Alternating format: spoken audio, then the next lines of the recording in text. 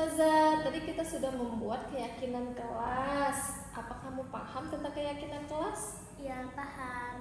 Seperti peraturan yang kita buat tadi. Oh, ada berapa poin? Ingat tidak? 6. 6. Kalau sudah ada keyakinan kelas, bagaimana keadaan kelas kita? Bagus dan lebih menyenangkan. Oke, nah kira-kira jika ada siswa yang melanggar, apa yang harus kita lakukan? Ditegur dan ada konsekuensinya. Oke, baik. Terima kasih. Ya.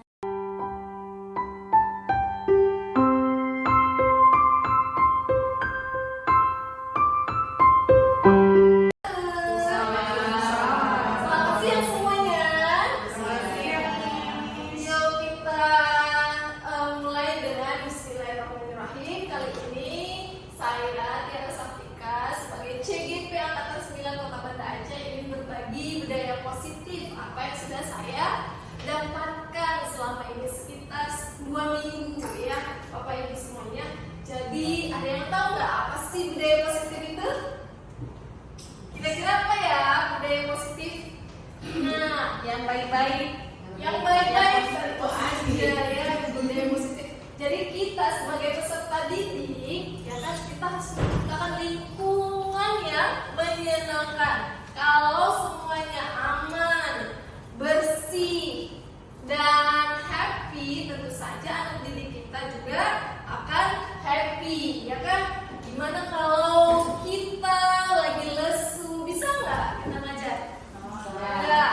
Tapi kita kalau menjadi guru itu akan acting, ya, agar suasana kelas juga menyenangkan, pura-pura bahagia.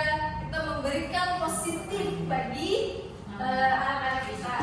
Nah, itu dia tadi. Jadi tujuan kita memberikan budaya positif, kebiasaan yang baik-baik tentunya di sekolah. Nah, Bapak Ibu, sebelum mulai nih, saya ada isu. Di sini ada 5 orang ya. Ini saya bagi-bagi ya satu-satu. Nah, Bapak Ibu bisa worship pair berpasangan. Satu orang pegang tisu dengan tisu. Satu orang itu lagi membuka apa sih? Coba kira-kira bisa nggak terbuka? Oh, ajak lo sama saya ya. Satu lagi ya. Nah, coba nih satu pasang. Yuk, bisa nggak? Satu orang menggenggam ini barang yang spesial dari Anda. Tapi satu lagi minta, ya paksa, bisa nggak ya? Yuk, 1, 2, 3.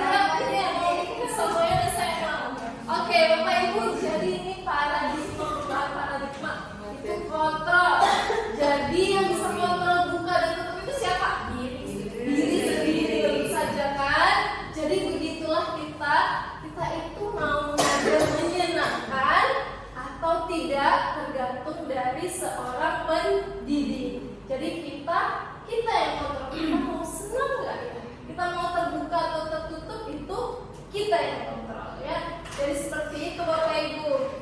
Nah, di sini saya ingin menjelaskan ini banyak nih disiplin positif, tapi kali ini saya ingin menjelaskan tentang ingin berbagi 5 posisi kontrol.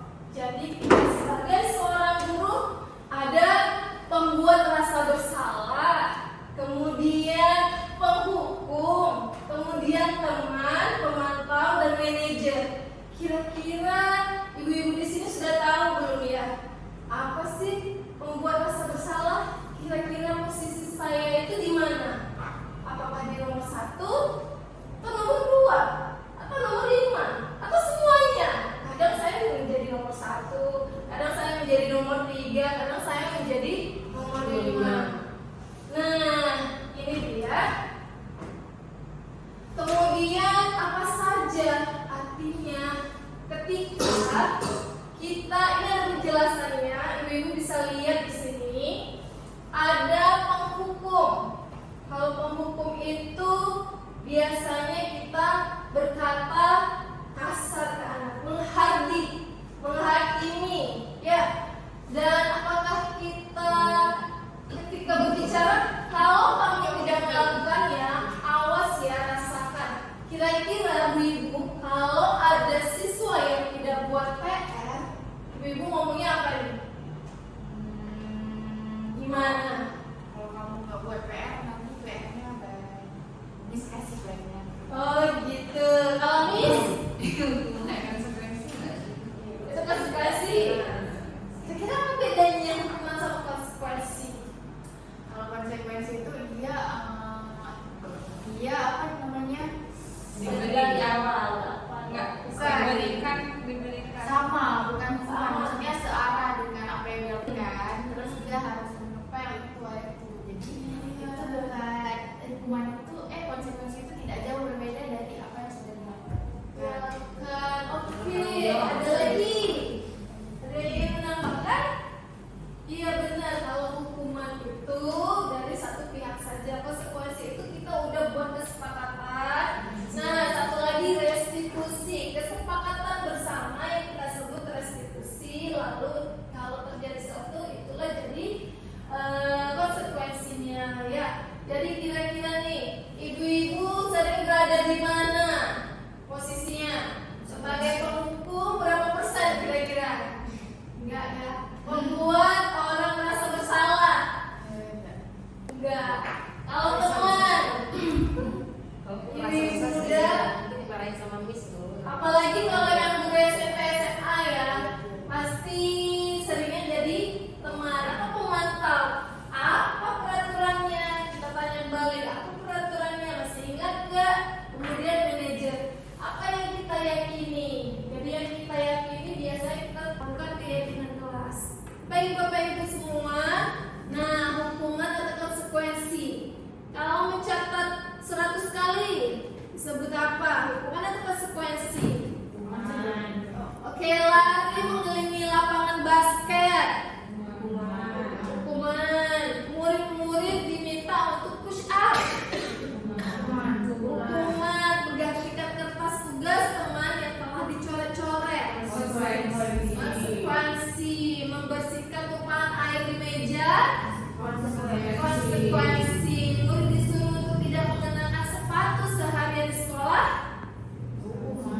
Oke, kita lihat tujuh jawaban yang benar. Iya. Jadi ibu, hukuman itu kita kadang membuat siswa itu sakit hatinya berkepanjangan.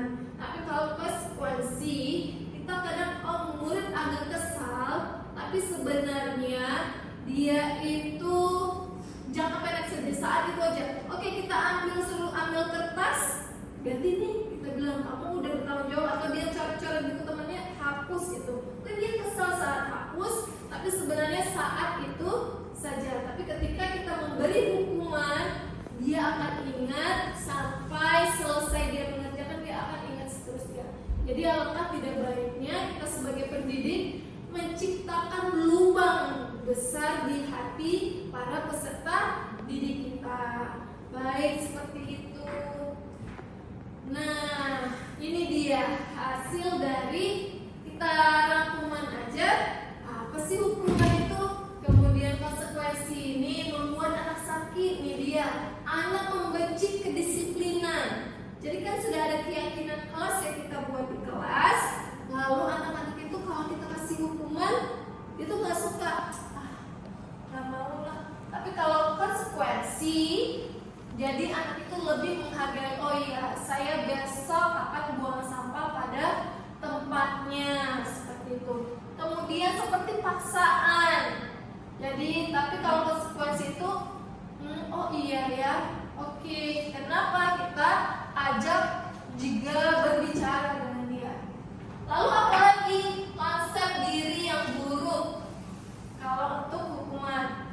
Tapi kalau konsekuensi diri yang baik. Nah, anak belajar untuk menyembunyikan kesalahan. Kalau hukuman, biasanya anak-anak itu takut untuk berbuat jujur ya, berbuat salah ya. Tapi kalau kita konsekuensi itu, dia mau sedikit-sedikit dia akan mengalami keterbukaan untuk kita sebagai seorang pendidik. Nah, ini dia. Dan rasa yang dialami oleh si anak itu rasa bersalah, dipermalukan, dia sebenarnya marah, malu di depan umum, kita langsung berbicara menghardik dirinya ya.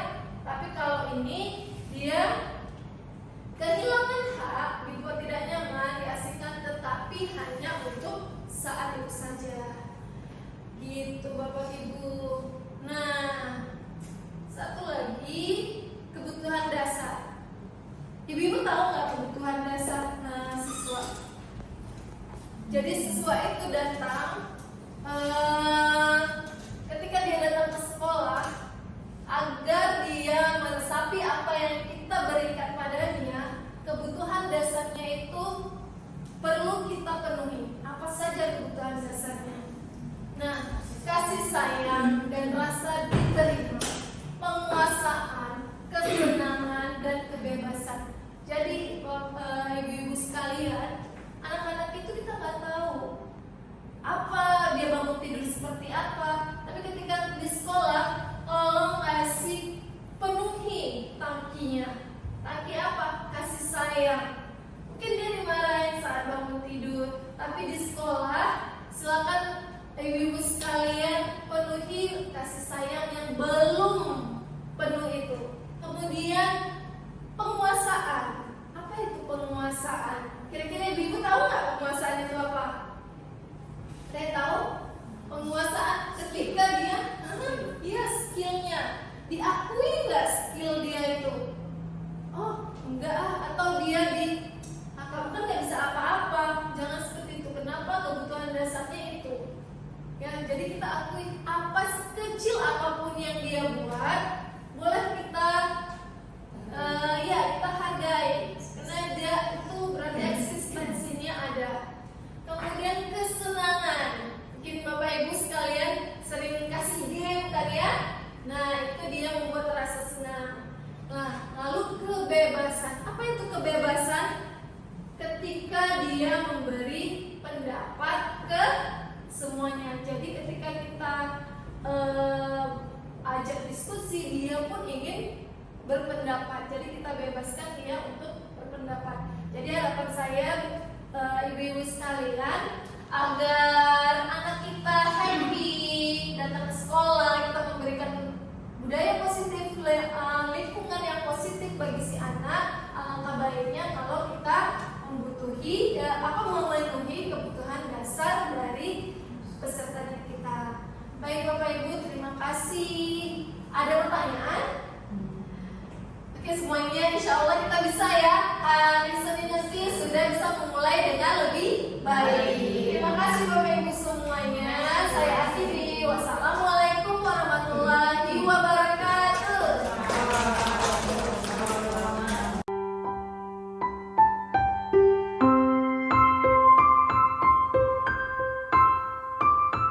Hansa, apakah kamu tahu kenapa Miss panggil ke sini? Tahu Miss, karena PR saya tidak selesai.